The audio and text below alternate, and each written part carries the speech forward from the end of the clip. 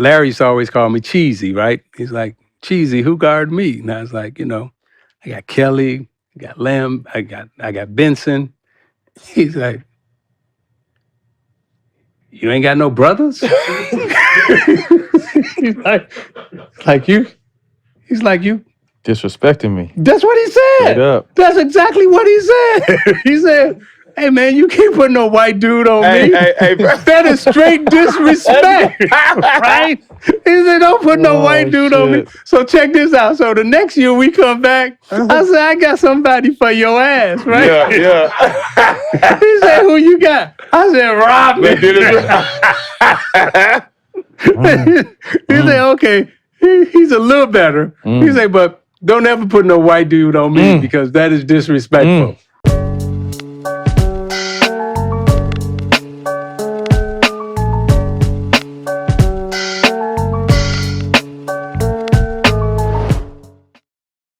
Hey, what's good, everybody? I am Kane. Thank you so much for being here. Thank you so much for clicking on the video.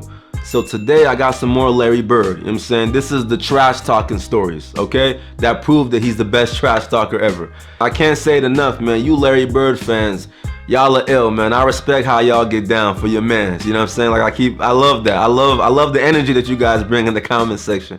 But without further ado, let's get to it. I'm gonna go shoot this motherfucking jumper in your face right there in that cone, and it's gonna be your Christmas present. I'm gonna wrap it up and bust your head open. And that's exactly what he did. If he tell you gonna hit a shot in a certain place, he gonna do just that, and ain't nothing you can do about it. Being a better player each step I took, I was able to go a little more than the other guys. I had a green light, I could make plays, but I always knew early on, especially when I was a junior, senior high school, that probably the outcome of the game was going to depend on me. Well, yeah, I interviewed Gary Payton, a venomous trash talker, and I asked him who the most vicious trash talker he's ever encountered. He said Larry Bird. Oh, no question. Bird talk shit, like we talk Let or me tell like. y'all something. Bird used to tell me, look here, man, I'm gonna go shoot this motherfucking jumper in your face right there in that cone. And it's gonna be your Christmas present. I'm gonna wrap it up and bust your head open. All that shit. Yeah, I think Bird really said Let me tell that. you something. I can shoot a jumper anywhere I want to. You supposed to be a great defender, right? I'm gonna make sure I tell you where I'm gonna shoot the ball at. And I was like, man, come on now, you're not. I feel like to trash talk, you gotta at least be nice. You know what I'm saying? And this is all great players, man, talking about Larry Bird being a menace out there. Shoot the ball. And so he said, I'm gonna take you over in that corner right there. You see it over there by my bench, right? He pointed. And I'm gonna give you something, and it's gonna be this jumper. So he went right to that corner, and I'm up on him, I'm under him, and he said, young fella, what did I tell you I was gonna do? And he turned around, raised up, and it was all drawn. And I said, shit, I ain't gonna mess with you no more. He's the coldest dude I ever seen with that shit, man. Everybody be talking about these greats. They'll be always mentioning him. He was the shit. Yeah. The shit, man. He'll give it to you any way he wanted to. Larry Bird was cold. Bird didn't talk trash to you. Oh my God, Bird talked trash to everybody. Yeah, they in the Eastern I always Conference. tell the story about Larry Bird. I remember him, he was cursing under his breath. And I asked him, I said, Larry, what's going on with you? He says, you guys are being disrespectful to me. And I says, what are you talking about? He says, you guys are putting a white guy on me. I just started laughing. I had no comeback. Yeah. He says, it's disrespectful when y'all put a white guy on me. Larry said, I'm insulted that That's- puts a I sorry like that. dude like you on me. He said, no, I don't even want to play no more. He would drop the ball and take a turnover. And I'm looking at this guy like, he's nuts, you know? The story goes that when he played against Denver, they had a guy named John Hansley, a white guy, really good defender, right? Okay. They put him on Larry, and Larry was wearing his ass out. And Larry would run by the bench and tell Doug Moe, who was the coach, get him off me.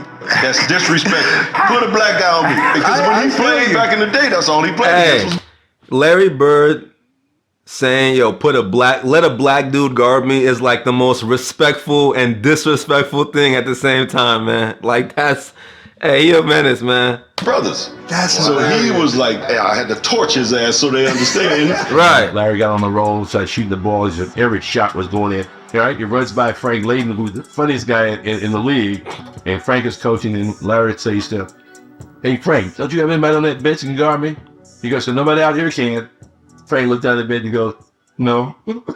Along with Steve Jones and Rick Barry, this is Bob Neal. Just moments before the American Airlines Sheraton long-distance shootout. The All-Star game is in Dallas, the first three-point contest, and he just starts looking at guys, doesn't say a word, and people are getting kind of nervous. Everybody's sitting there, everybody's real quiet. You knew the guys, but you never were around them.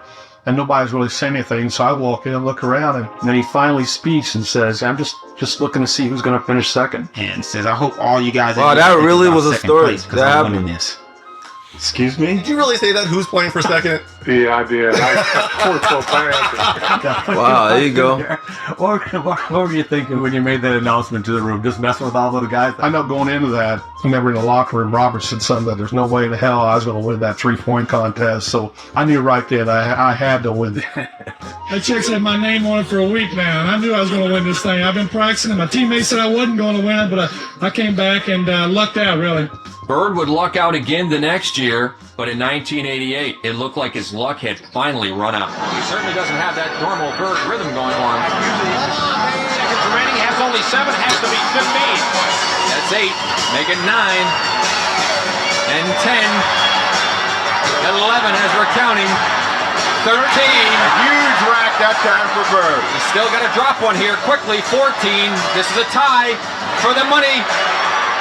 Larry Bird at the buzzer. He knew exactly what the score was. He knew that ball was going to win the competition for him, and it's almost like he did it in dramatic fashion just to make it more fun. Yeah, he knew it when he let it go and was headed for the winner's circle.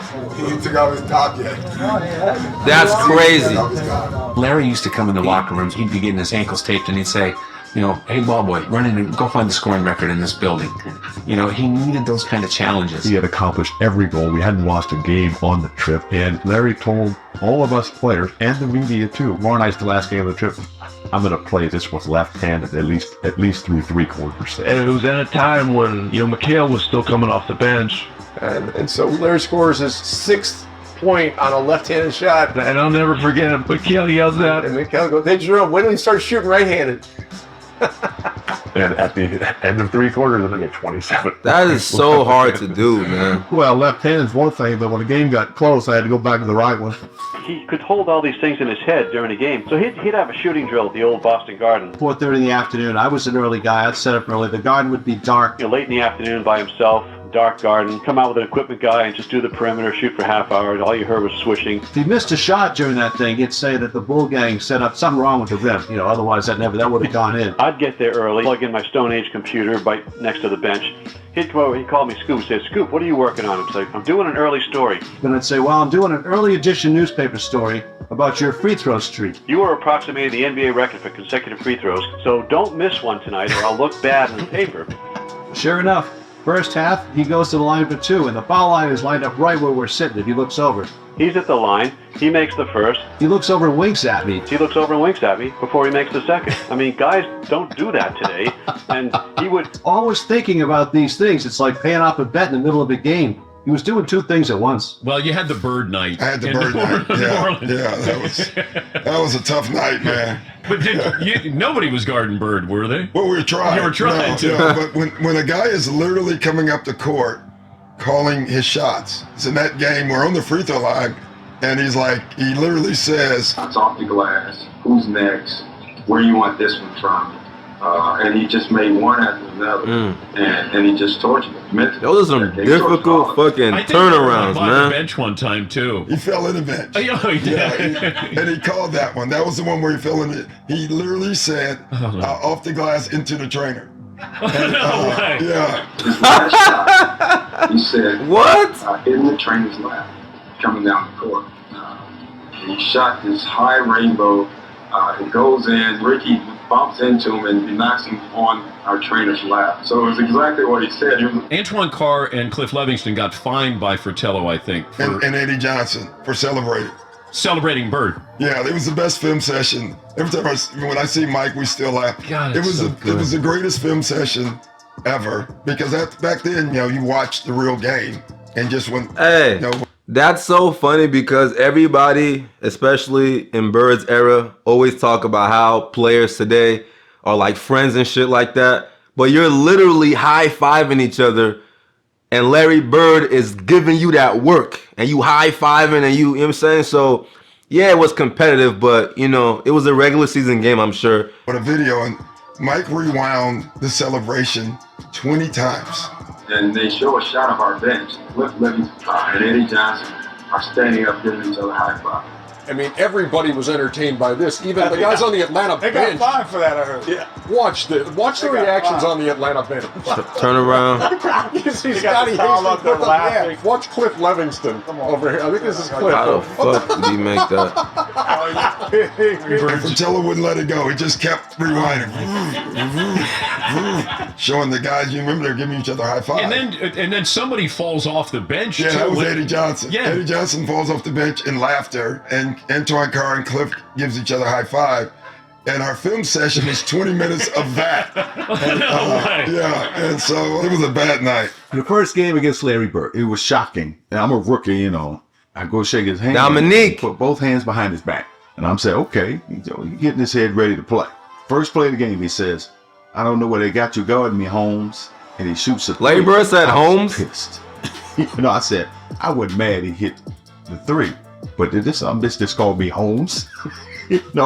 And so it's set up for a really interesting game. Because I remember one time I came down and I dunked it on him. He laying on the ground. He fouled me and I'm pointing. And he said, hey, Rook. I said, what? He said, I like you.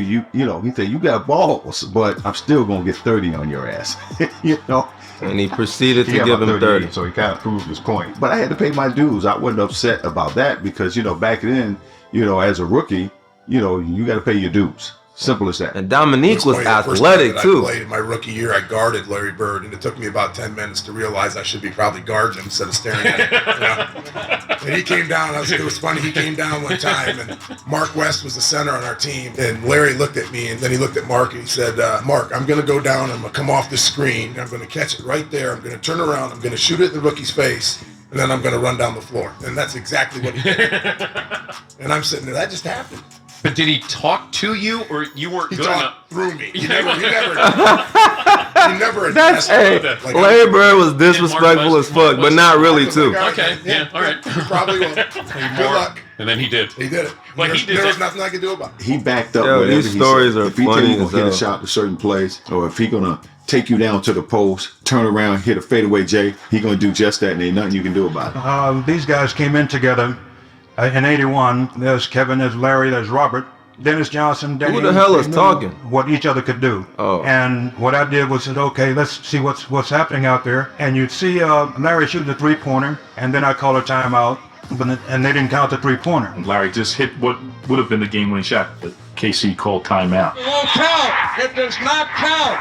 Bob's going to call the timeout. Larry came back to the bench, and he was a little upset. So he's very upset with that. So I diagrammed the play. He says, "Hit with the play, Case." Hey guys, when I come back after timeout, I'm going to go right to the same spot, and I'm going to kick it in. Give me the ball and tell all the rest of the guys to get out of the way. I said, "Shut up, Larry. I'm the coach here." Okay. All right. Then you should take the ball out, give it to Kevin, then you throw it to Larry, and everybody get the hell out of the way. Celtics are down by 2 points, and Bird is out by the three-point line, and he's being guarded by a guy named Johnny Hott. He goes down before the ball is thrown in, and he's standing right in front of the Phoenix bench, and he looks at all the guys on the bench and says, "Yeah, I'm just fixing to bust a three on you guys and just go home. I'm tired of this." And he says, "Watch my hand as I follow through." And, Johnny High sort of smiles and laughs about it. And I was supposed to cut off the high post and post up for a second and then go across and set a pick. Well, I came off the pick and I was wide open and I stood there waiting for the ball. I had a smaller guy to post up and Larry just waved me out of the way saying, "Get out of here, get out of the way." And then he just turns around and shoots a perfect three. As the ball's in the air, he kind of turns towards the Phoenix bench. He told you so. Running to He basically made 2 game winners in a row. That's crazy, man. Arrogance. And from that time I learned to run Larry's play, not the coach's play. He wanted the light on him. He wanted the focus, and he wanted that ball. And in case he would ever call somebody else's play, Larry would just say, no. I'm shooting this ball, as he would. I get a charge when I tell someone on the opposing team that I'm going to hit the last second shot and then do it. That's what it's all about. Tie game, 13 seconds to play. Celtics basketball. During timeout, I'm going through a play. And about that time, Larry steps in and says, Coach, why don't you just give me the ball and tell everybody to get out of the way? It's Larry. If he wants the ball, he wants the ball. After the timeout, we walked back on the court, and then Xavier was guarding him. So he tells Xavier, he says, I'm getting the ball. I said, I know, I'm going to be waiting. And he said, I'm going to get it right here. I'm going to shoot it right in your face. 5, and Bird has the basketball. Look out. Larry Bird, just phenomenal the way that he came out with about that exact spot and shot a shot right in my face. And, you know, he was like, I didn't need to leave 2 seconds on the clock. I walked back to the sideline like, damn.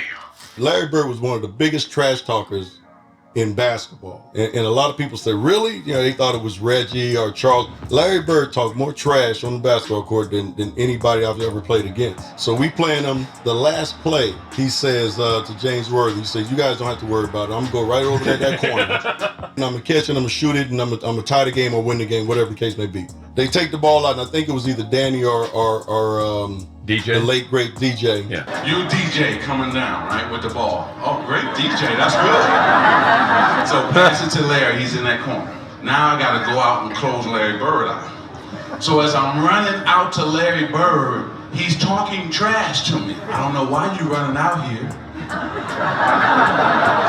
Who says that in the middle of the game? He said, I'm gonna wait till you get 1 step away from me and I'm gonna shoot it right in your face. So I got 1 step away.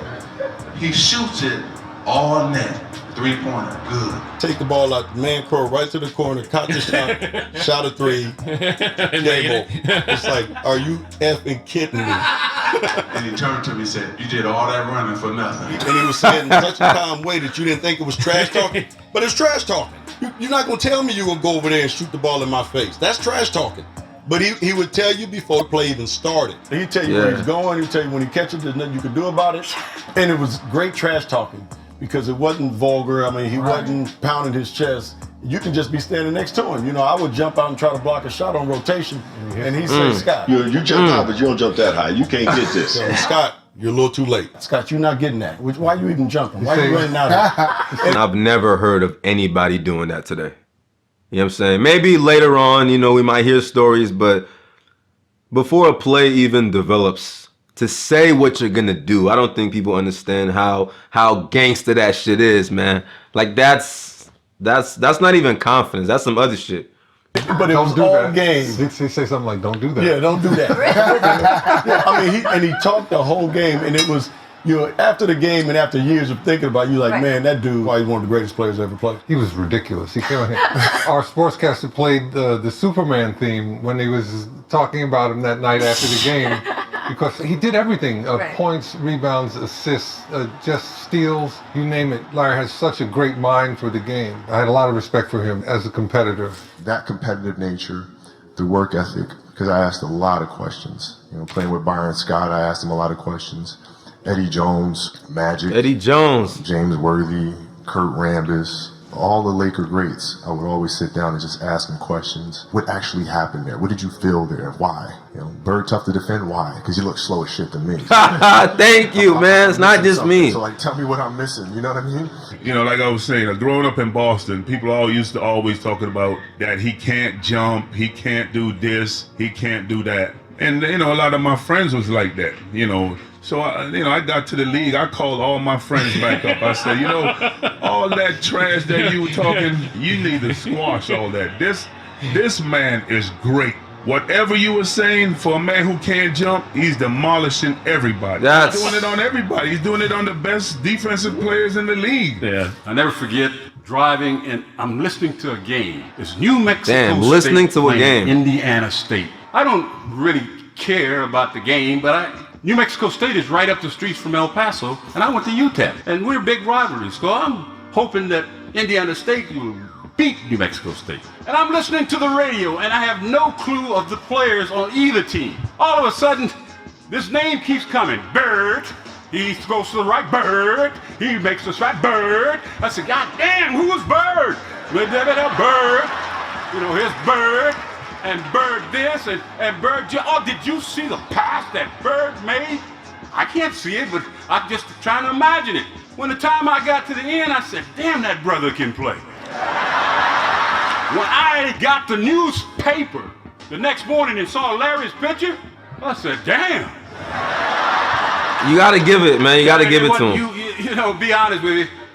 The young lady that said you were her favorite player, mine too. I love you too, Magic, but not as much as I like Bird. People always talk about great basketball players, and they don't never mention him to be up in that round. But Larry Bird was cold. I don't think nobody ever could get out with him. You ask Magic. That's why Magic had a run, and he was mad when he had to retire in '92 because of what he was going to be missing with Larry Bird. And then you remember Larry Bird took 2 more years, and then he quit because he said his main guy who he wanted to play against is gone. I'm going to tell this story. We're in LA, and I'm hurt. They got a pulled hamstring, so I'm not playing tonight. So I can't play against the Celtics. You know, I'm killing myself. You know, Larry warming up. The anthem is sung and get introduced, and right before they go out on the court, Larry comes down and says, you know what? He says, you here? I'm gonna put a show on for you. So you just sit back and watch, okay? Don't worry. I'm gonna put a show on for you. Man, get out of my face, man.